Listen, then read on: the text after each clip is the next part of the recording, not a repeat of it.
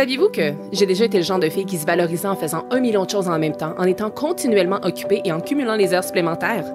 La vérité, c'est que, après m'être complètement épuisée, j'ai finalement compris que la vie n'était pas une liste de tâches à cocher. Je m'appelle Émilie Vien et je suis la fondatrice de La Planificatrice. Je suis une experte passionnée en planification, gestion du temps et saine productivité. Et mon rôle, c'est d'aider les gens qui ont un horaire ultra chargé à trouver du temps pour ce qui compte vraiment. 168, c'est le nombre d'heures exact qu'on a dans une semaine. Et mon but à travers ce podcast, c'est de vous montrer à les optimiser sans vous épuiser. Alors oui, on va parler de planification, d'organisation et d'efficacité, mais on va aussi aborder des thèmes super importants comme la procrastination, le stress et la fameuse charge mentale. Vous allez voir, vous avez pas mal plus de temps que vous le pensez. Laissez-moi juste vous montrer comment y arriver. Bienvenue sur le podcast 168 heures.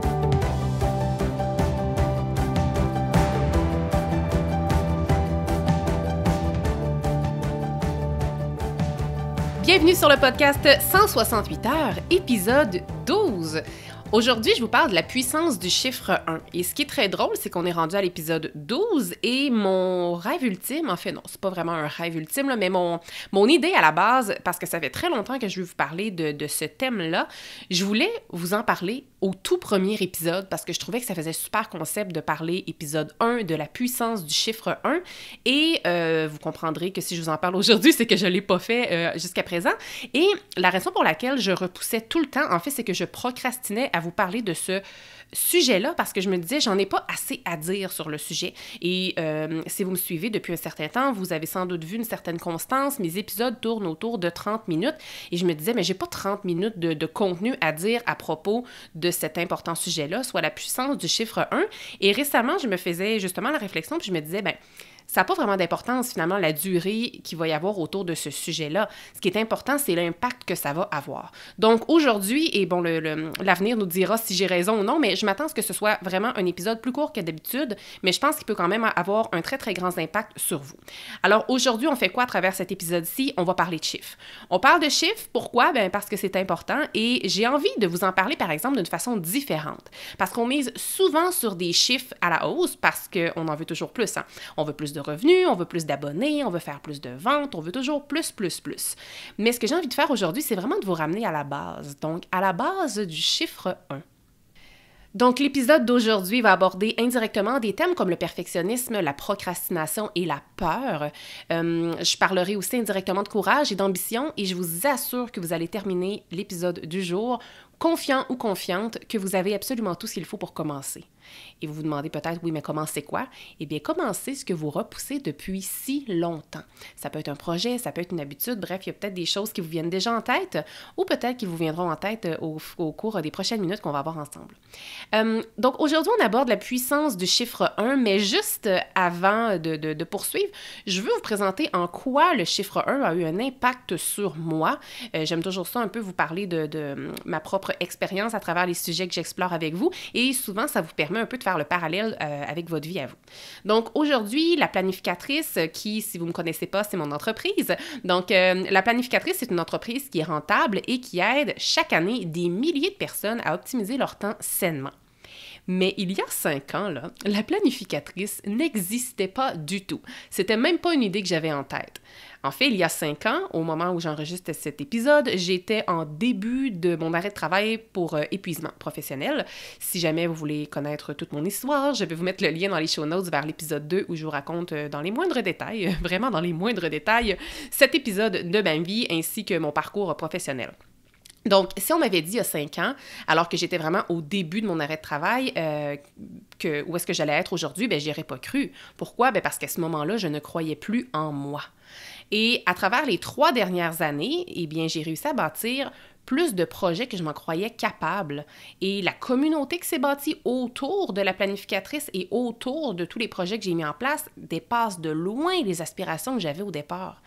Puis pourquoi je vous dis ça, en fait, c'est parce que souvent, quand on commence, on veut déjà avoir terminé. Puis ça, dans l'épisode le précédent épisode, épisode 11, où je vous parle de comment réaliser un projet en 5 étapes, j'en parle justement de cette impatience-là. Souvent, lorsqu'on a une idée en tête, que ce soit une habitude ou un projet, on a notre idée, on a notre vision, puis souvent, pouf, on saute déjà à la mise en action, puis des fois, ça va un peu trop vite et on veut déjà des résultats. On veut une recette rapide, on veut le shortcut. Et aujourd'hui, je veux vous ramener à la base. Et le référent que je viens de faire avec l'épisode 11, je vais vous mettre également le lien dans les show notes. Aujourd'hui même, au moment d'enregistrer cet épisode, je vais vous faire un peu la description, la liste de tout ce que j'ai créé à travers la planificatrice. Puis là, au début, je voulais peut-être pas vous en parler parce que je trouvais que ça faisait limite un peu show-off, là, au sens où mon but, ce n'est pas de me mettre sur un piédestal et de vous dire « Voici tous les accomplissements que j'ai faits ces 3 dernières années ». Vraiment pas. Mais je veux juste que vous compreniez que tout ça a toujours commencé par le chiffre 1, puis je vais vous décortiquer le tout après. Alors, voilà, le but, c'est pas d'étaler mes réalisations, mais plus que vous compreniez où est-ce que je m'en vais avec ça. Alors, voilà. Donc, à ce jour, j'ai différents services. J'offre un service d'accompagnement personnalisé, 1 à 1. J'ai aussi un coaching de groupe qui est présentement, j'allais dire en action, mais qui est en marche, si on veut. Ensuite, j'ai des conférences et des formations que je fais en entreprise. J'ai aussi mon produit imprimé phare, qui est l'agenda. Donc, j'ai une version datée et une version non datée. J'ai aussi présentement 3 formations en ligne, soit une sur la réalisation d'objectifs, une sur le flow et le focus et une autre sur la planification hebdomadaire. J'ai, comme vous m'entendez ici, le podcast 168 heures qui a vu le jour cette année. J'ai aussi une panoplie de contenus que je crée, là, pas juste pour le podcast, mais j'alimente aussi mon blog, mes médias sociaux, mon infolette hebdomadaire. J'ai aussi des vidéos parfois que je mets sur ma chaîne YouTube. J'ai aussi une bibliothèque d'outils gratuits où on retrouve plus de 10 outils gratuits que vous pouvez télécharger. J'ai un webinaire gratuit aussi sur la gestion des priorités et je pense que j'ai fait le tour. Mais la planificatrice, c'est tous ces projets-là, c'est tous ces services et produits-là. Certains sont gratuits, certains sont payants, mais c'est aussi une communauté qui regroupe plus de 10 000 personnes, toutes plateformes confondues au moment où j'enregistre cet épisode. Mais si on recule il y a 3 ans et quelques mois, là, précisément le 6 janvier 2020, date de lancement de mon entreprise, quand j'ai officiellement annoncé au grand monde que je lançais la planificatrice, à l'époque, c'était juste un petit blog. Puis ce blog, il a commencé par quoi? Bien, il a commencé par un article. Et avant de publier mon tout premier article, qu'est-ce que j'ai dû faire? Bien, j'ai dû commencer en écrivant un tout premier mot. Puis avant même d'inscrire un mot sur une page blanche, j'avoue que j'avais un peu peur, mais il y avait aussi, avant ça, une idée. Une seule petite idée qui a germé dans ma tête. Voyez-vous? Et, tu sais, je dis aujourd'hui là, que ma communauté regroupe plus de 10 000 personnes, mais au départ, là, cette communauté-là, là, il y avait juste une personne. Puis savez-vous c'était qui? C'était moi. Pourquoi c'était moi? Parce que je m'étais abonnée pour faire un test. Puis après ça, j'ai eu aussi une première abonnée à mon infolette, alors que je n'envoyais pas encore d'infolette. J'ai fait la promotion de mon infolette à partir du jour 1, alors que mon infolette a été lancée 6 mois plus tard. Donc, j'en faisais déjà la promotion parce que je savais qu'un jour, j'allais avoir une infolette, mais je savais que c'était comme pas une priorité au départ. Mais donc, voilà, j'en ai fait la promotion quand même au début et j'ai eu une première abonnée puis j'étais super excitée. Après ça, qu'est-ce qui s'est passé? J'ai aussi eu ma première abonnée à ma page Facebook. Ma page Facebook qui a vu le jour à peu près peut-être 3 mois, 2 à 3 mois après avoir lancé mon blog. Après ça, qu'est-ce que j'ai fait? J'ai fait aussi mon premier post, peut-être 6 mois là, après la création de mon entreprise pour que vous voyez un peu dans le temps. Là. Quelques mois, à peu près 6 mois après avoir créé la planificatrice, j'ai fait mon premier post sur Instagram, puis j'ai eu une première abonnée à cette page-là. Un peu plus tard, qu'est-ce que j'ai fait aussi? J'ai lancé ma chaîne YouTube, puis j'ai eu une première abonnée. Puis j'ai aussi mis en ligne une première vidéo, puis j'étais hyper inconfortable. Qu'est-ce qui s'est passé aussi? Bien, j'ai connu à travers mes dernières années, j'ai connu mes premières ventes et ma première vente tout d'abord. Et je me rappelle comme si c'était hier de l'appel de ma toute première cliente qui me faisait confiance au point de m'engager et de me payer pour mon service d'accompagnement que je venais de lancer. Fait que ça a aussi été mon premier revenu que j'ai encaissé. Je me rappelle aussi super bien de la fille qui a acheté ma toute première formation en ligne. Donc, c'était la formation planifiée pour se réaliser que j'ai lancée au printemps 2021. Et j'étais super excitée parce que au moment de lancer, j'ai rapidement fait une vente. J'avais une première étudiante et littéralement, là, je capotais. Pourquoi? Parce que je la connaissais même pas en plus. Alors que, tu sais, souvent, au début, nos premières abonnées, c'est des gens qu'on connaît. Donc, on voit l'évolution que parfois, le chiffre 1, lorsqu'on évolue, il change aussi, le chiffre 1, n'est-ce pas? Et bon, le but, là, je vais m'arrêter ici, là, je ne vais pas faire le recensement de chacun des projets que j'ai créés, mais je veux que vous compreniez, par exemple, que chacun de mes projets a toujours commencé par le chiffre 1. Parce qu'en fait, tout commence toujours par le chiffre 1, peu importe c'est quoi. Je sais que souvent, on fait preuve d'impatience et on aimerait ça que ça aille plus vite. Hein? On aimerait ça déjà atteindre le succès avant même d'avoir commencé. On voudrait vendre 5, 100 ou même 10 000 choses. On voudrait avoir 100 000 abonnés dès le départ. Mais tu sais, la vérité, là, c'est est-ce que vous seriez réellement prête à faire face à ce grand nombre? Je me souviens, puis là, je vais faire un parallèle avec des abonnés là, sur les médias sociaux parce que c'est très tendance et peut-être que c'est vraiment pas votre ambition de développer votre communauté, mais vous allez comprendre là, parce que c'est des chiffres parlants.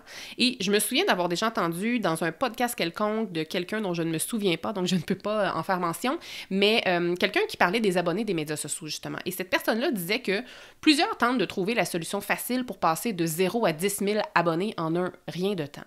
Mais sincèrement, est-ce que vous seriez prête à avoir 10 000 abonnés demain matin si vous n'en avez pratiquement pas aujourd'hui? Tu sais, moi, de mon côté, là, bien que oui, j'aspire un jour à avoir une très grande communauté et qu'elle soit plus grande que celle que j'ai présentement, est-ce que je veux réellement qu'elle double du jour au lendemain? Non, vraiment pas, parce que je n'ai présentement pas l'équipe en place pour soutenir une si grande communauté. Et non seulement j'ai pas cette équipe-là, mais j'ai pas l'expérience non plus. Donc, moi, ce que je crois et ce que je veux vous retenir aussi à travers l'épisode du jour, c'est que chaque étape vaut la peine d'être vécue. Et plutôt que de miser uniquement sur les résultats, je pense qu'il est impératif de vivre pleinement le processus et de le savourer et d'en profiter. Parce qu'il ne faut pas juste attendre après les résultats, il ne faut pas juste attendre après le moment final où on coche notre objectif sur notre to-do list. Puis en fait, nos objectifs ne devraient pas être des choses qu'on coche sur nos to-do list. Il faudrait justement les vivre tout au long parce que ça fait partie de l'expérience. Et gardez en tête que tout commence toujours par le chiffre 1. Tu sais, Steve Jobs a dû vendre un premier iPhone avant d'empocher des millions de dollars avec cet appareil-là. Julia Roberts a dû faire une première audition et possiblement même plusieurs auditions avant de décrocher son premier rôle. Marie Laberge, qui est auteure au Québec, elle a écrit une première page avant d'écrire son tout premier roman. Donc, là, retenez ça, c'est un chiffre qui est super positif. Puis d'ailleurs, en faisant quelques petites recherches pour cet épisode, je suis tombée sur des significations que j'avais pas du tout prévu vous présenter, mais bon, je vais le faire puisque je les ai trouvées. On dit que le chiffre 1 représente le début de quelque chose. Ça incarne l'énergie de la création, ça incarne la nouveauté et l'initiative. Et c'est aussi un chiffre qui vibre avec la force, la détermination et le dévouement. Donc vraiment, là, retenez que le chiffre 1, c'est ultra puissant et que c'est positif. Donc, si parfois vous trouvez que 1, c'est trop peu, c'est négatif, c'est péjoratif, rappelez-vous ça parce que le 1, c'est un chiffre très positif. Donc, moi, ce que je voulais à travers cet épisode, c'était pas seulement de vous inspirer, mais je voulais aussi vous inviter à passer à l'action. Donc, songez à un projet que vous avez en tête et que vous repoussez peut-être continuellement. Un projet qui est peut-être important pour vous, mais qui n'est jamais urgent. Ou ça peut aussi être une habitude que vous aimeriez mettre en place, mais que vous ne parvenez jamais à commencer. Puis là, je vais vous donner une panoplie d'exemples pour que peut-être, si jamais cette idée-là vous est pas déjà venue à l'esprit, je vais essayer de vous en donner d'autres idées. Avez-vous toujours rêvé d'écrire un livre? Ça peut être ça. Ça peut être de lancer un podcast ou lancer un blog. Ça peut être de démarrer une entreprise. Ça peut être de créer une formation. Ça peut être, à l'inverse, être plus personnel, de réduire l'utilisation de votre cellulaire, de retourner aux études, d'organiser un voyage. C'est peut-être de décrocher une promotion, de vous remettre en forme, de changer d'emploi. Ça peut être d'économiser un montant précis pour quelque chose que vous voulez vous acheter ou bien vous permettre de vivre une expérience, par exemple. Ça peut être un produit que vous voulez créer. Ça peut être de mettre fin à une relation toxique. Ça peut être tout simplement aussi arriver à boire plus d'eau dans une journée. Donc, vous voyez, les projets ou les habitudes peuvent être de petites ou de grandes envergures, mais tout ce que je viens de vous dire, là, ça commence toujours par le chiffre 1. Et bon, je vous ai parlé un petit peu de projet. Gardez en tête que j'ai un épisode sur la réalisation de projets, c'est-à-dire sur le podcast, qui est l'épisode précédent, épisode 11, et j'ai mis justement le lien dans les show notes. Donc, est-ce que le chiffre 1 a, au moment où vous m'écoutez, la même signification pour vous qu'au tout début de l'épisode? Et est-ce que vous avez soudainement peut-être envie de poser une première action sur un projet quelconque ou bien une saine habitude? Si vous commencez à être familière avec mes épisodes, vous savez que je vous propose toujours une solution à la fin. Et aujourd'hui, ce que j'ai envie de faire et de mettre en lumière, surtout, c'est un outil gratuit que vous pouvez télécharger sur ma bibliothèque d'outils gratuits. Donc, si vous ne savez pas c'est quoi ma bibliothèque d'outils gratuits, c'est une plateforme gratuite à laquelle vous pouvez vous inscrire et vous retrouver plus de 10 outils PDF gratuits que vous pouvez télécharger.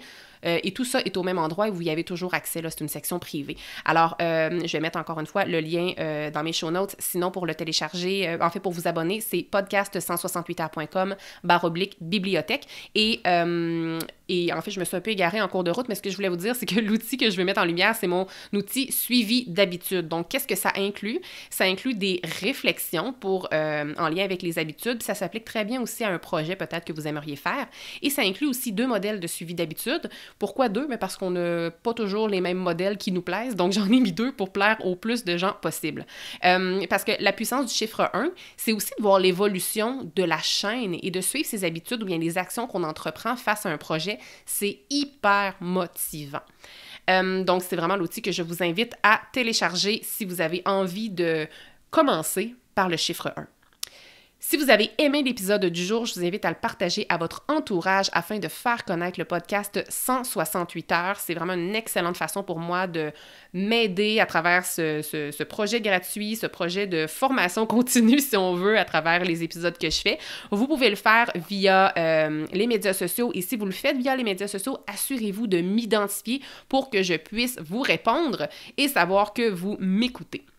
Gardez en tête que tous les grands projets de ce monde ont toujours commencé par quelque chose de commun, et c'est le chiffre 1. 1, c'est le commencement, et il n'y a pas de raccourci pour prendre le commencement. Donc, à vous de décider ce que vous ferez de votre chiffre 1. Je vous dis à bientôt! Merci d'avoir été là. Si cet épisode vous a plu, est-ce que je peux vous demander un petit service? Allez évaluer le podcast 168 heures en lui donnant un 5 étoiles et abonnez-vous pour ne rien manquer. C'est honnêtement la meilleure façon de le faire découvrir aux autres, puis en même temps, ça me témoigne que vous l'aimez. J'ai déjà hâte qu'on se retrouve et d'ici là, assurez-vous de profiter pleinement des 168 heures de votre semaine. À bientôt!